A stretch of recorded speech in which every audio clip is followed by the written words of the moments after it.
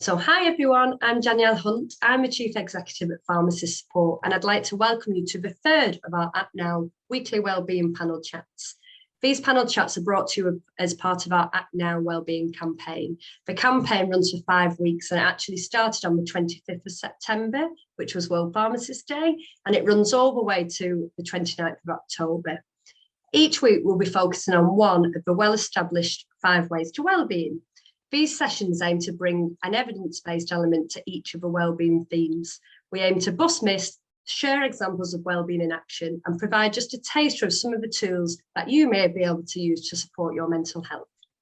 Each week, we'll be chatting to our resident Pharmacist Support wellbeing expert, Melissa Cochrane, who will provide a science-based look at each of our wellbeing themes and why they work.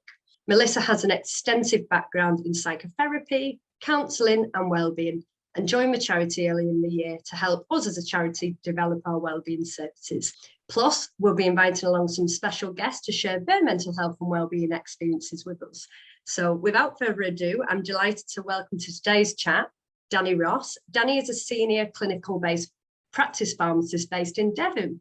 He spends his spare time underwater, hanging out and taking photos of various underwater creatures. So welcome, Dany. So Melissa, I'm going to start with you if that's okay, and talk about this week's theme. So this week's theme is take notice. So can you perhaps tell us what we mean by take notice and how does this support our well-being? Yeah, absolutely. So when we take notice, I guess the simplest way to put it is that we're being fully present in the moment. So this is also what mindfulness is. And there's a lot of talk about mindfulness these days, and the evidence for how effective it is growing and growing, and we're starting to understand how these practices are really, really good for us. So taking notice and mindfulness, you can go for a mindful walk where you're not going on the walk in order to get from A to B, but you're going on the walk for the experience of the walk, and you're really immersing yourself in the sensations of the walk. So you're taking notice of how it feels when your foot makes contact with the ground. You're taking notice of the smells around you, the feeling of the air on your skin, the feeling of the sun on you. You're just really being present in that moment. So it doesn't have to be sitting and meditating, although having a dedicated mindfulness practice can be really helpful. I think about the difference when I walk with my children to school, for example, on a morning when we're really running late and on a morning when we have more time. And I think to me that really illustrates the difference between taking notice and not taking notice. So when we're rushing, we don't have time to notice the dew on the leaves or the way the cobwebs look as we're walking by. I'm just sort of going, hurry up, and we're racing down the road and we're not really taking it all in. Whereas if we've got more time, we might notice a cat crossing the road and the children might comment on its markings, and we're really noticing and being aware, taking notice of what's around us. And I think that's a big difference for me between what it is to take notice and not. It's just having the time and really being fully engaged in what you're doing. Modern life sometimes makes that really difficult for us. And I'm guessing as adults, we're probably quite bad at that. I think as children, sometimes you do spend a little bit more time taking a look around, but as adults, as life gets faster. I mean, if people listening today were to try and be more mindful and do some of the things you just said, what kind of changes do you think that could bring about? Well, we're living in a really interesting time because I think people have known how important mindfulness is for probably thousands of years.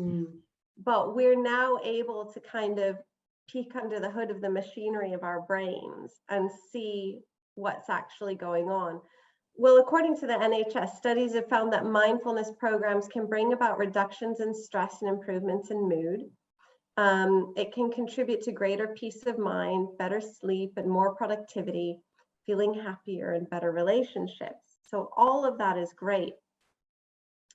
But I think it's really important to look at this in the context of stress as well, because chronic stress has been shown to have the ability to reduce brain plasticity, which is our brain's ability to change and grow throughout life, to reorganize itself, to find new ways of understanding things, to make new connections between brain cells. And additionally, being in a chronically stressed state can lead to a cycle of stress responses, meaning that the brain then finds it difficult to switch off from stress, and that minor stressors have the ability to set off a stress cycle. So there's a part of the brain called the amygdala. That's a small almond-shaped, very ancient part of the brain. And it's involved with processing emotion and especially fear. And the prefrontal cortex is best known for cognitive and emotional control. And I like to think of the prefrontal cortex as like the brain's life manager. Another way of looking at it, I like Dr. Frederick Oz' horse and rider analogy for the amygdala and the prefrontal cortex, because I think it really helps us to understand how these work together. So if you imagine a horse and a rider, so the horse, which represents the amygdala, can get spooked and run off, but it can be brought back under control by a good rider, which would represent the prefrontal cortex. You can see this in action in MRI scans of people who have phobias and people who don't have phobias. So they've scanned these people's brains, and in phobic individuals, when they look at snakes, the amygdala lights up. And in non-phobic people, when they look at snakes, the amygdala lights up, immediately followed by the prefrontal cortex. So we can see the prefrontal cortex taking action to dampen down that fear response. So with mindfulness meditation, what they've seen is that it can actually decrease the action in the amygdala and increase the action in the prefrontal cortex. So it's helping that life manager part in our brains, and it's really helping us to have more control over our responses, which is a really, really great thing. That's really interesting. And I suppose when people are feeling really stressed, often people say, come on, take a breath, breathe. And there seems to be loads of interest at the moment in how the breath can create feelings of calm and reduce that anxiety. And I know that plays into some of the mindfulness techniques, but can you tell us a little bit more about breath and how that can create a feeling of calm? Yeah, so it's really fascinating how the breath can help us create calm. And many mindfulness practices use the breath as like an anchor. But you're absolutely right. People instinctively know this. So if you see someone who's really upset, you might say, okay, take a deep breath, calm down. We instinctively know that our breath is a key to managing our emotions.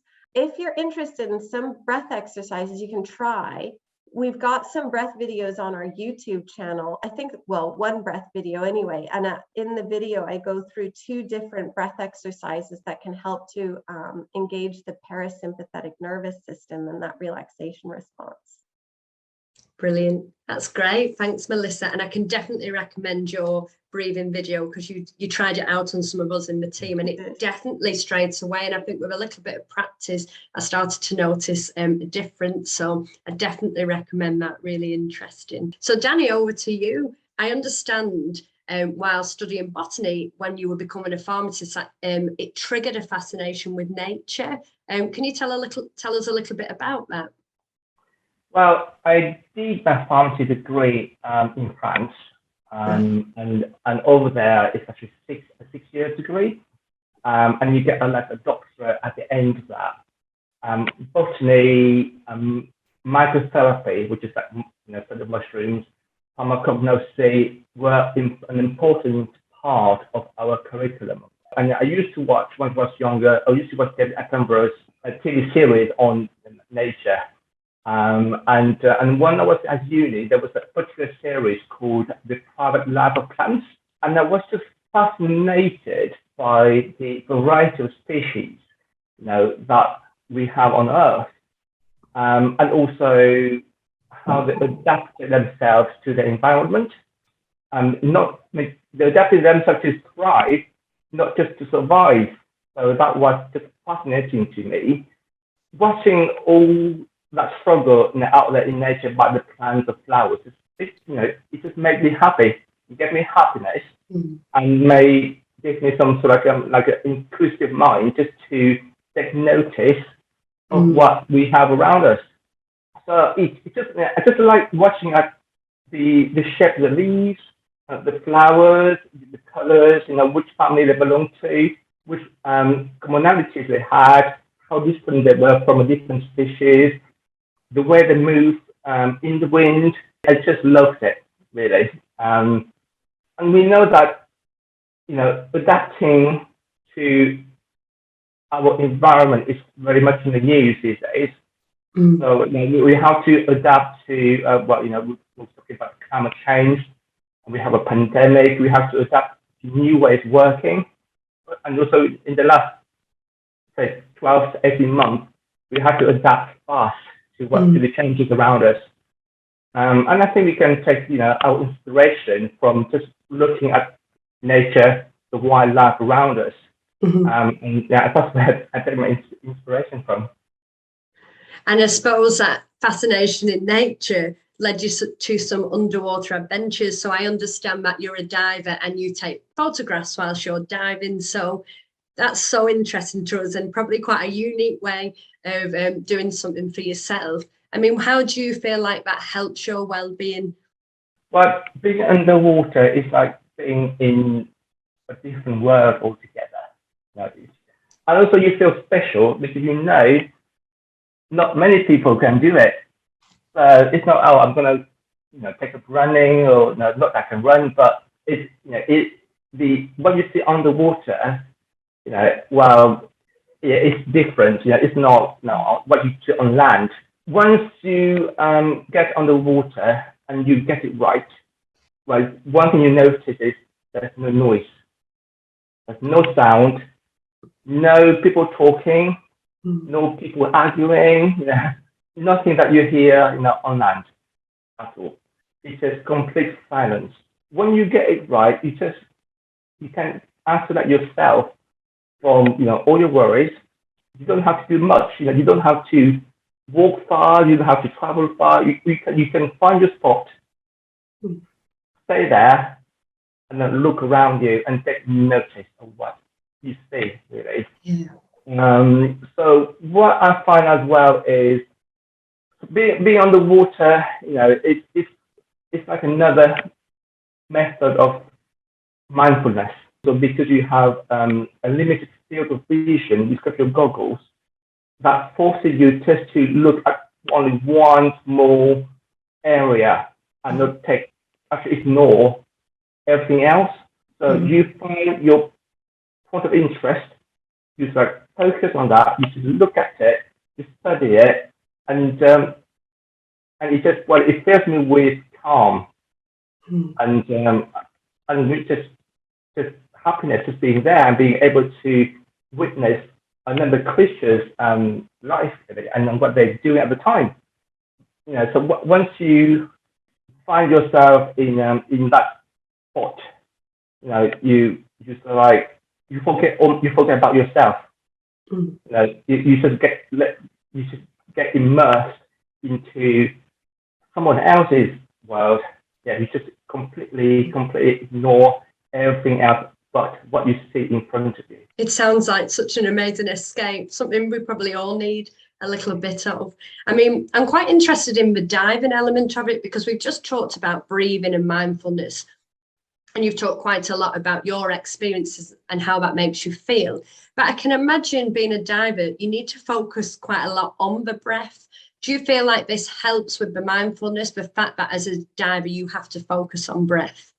With mindfulness, you have to practice. Okay? You don't get there, first try. It's not, I'm going to do mindfulness today. I've never done it before. I'm going to be fine. The same journey with diving. So as a new diver, your breathing is actually all over the place. It's not efficient at all. The first time you actually in a different environment that you're not familiar with.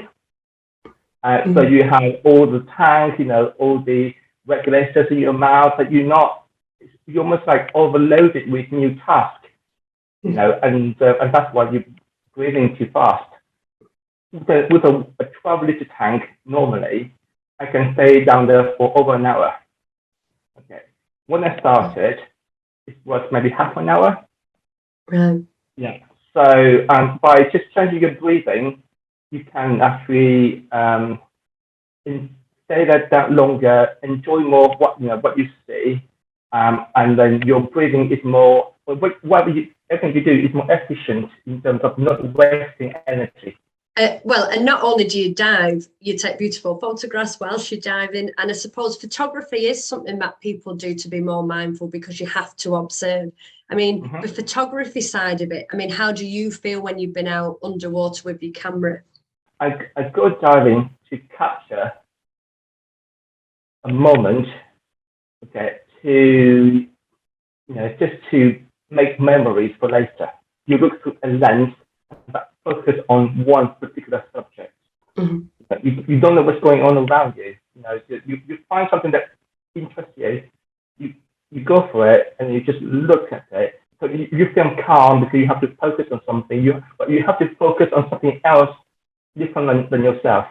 And taking pictures underwater will give you that moment of zen and relaxation while you're underwater, but also when you're out of the water and you go and just put your kicks away, that moment of relaxation and calmness follows you. So it's lasting, and people have noticed that when diving on that morning, I feel much calmer later in the day. Just thinking about what I've seen, discussing about what I did. So it's a whole adventure. And I think being a witness to that and having lived that for an hour on the water, the benefits last maybe for another 6-8 hours the next day.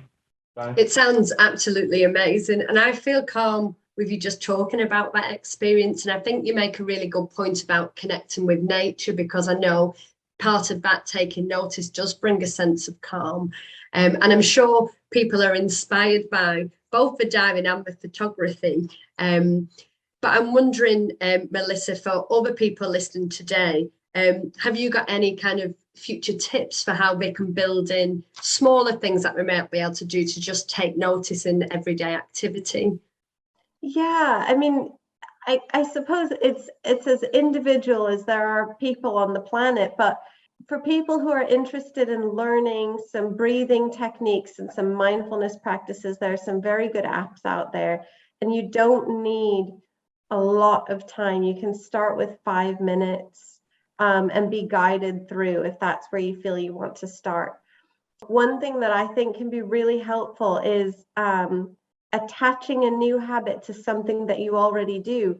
So say that you make a cup of tea while the kettle is boiling. Why not just stop and focus on your breathing for the duration of while that kettle is boiling? Really notice the steam coming up, notice how your breath is, and take that as a mindful moment. And if you build that in, that you do that while you're making a cup of tea, it becomes habit very quickly.